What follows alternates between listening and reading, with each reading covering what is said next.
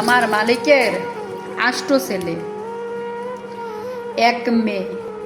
8 ছেলে বিয়ে করছে। সব ছেলেরা এই জায়গায় গিয়ে খায়। আজকে যে 2 জন আইব কালকে হে 2 জন আইবে না, পশু আবার আর 2 জন আইবে, করে করে প্রতি সপ্তাহে ঘুরে ঘুরে খায়। আবার শুক্রবার শনিবার হইল বন্ধ থাকে স্কুল, ও মা সবাই আইলে তুর দিয়ে তখন কাজ করতে করতে শ্বাস ঘন হইয়া যায়।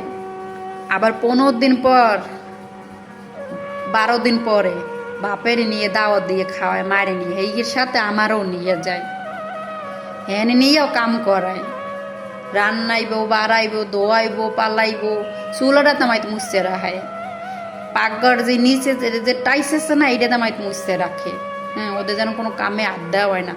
মানে বাবার বাড়ি তো কাম করি সবসময়, এদের তো বাবার বাড়ি, 8 ছেলের বাড়ি সবাই বাড়ি নিয়ে কাম করে। হ্যাঁ, মানে কাম কি বলবো, কামের জ্বালায় বাঁচি না।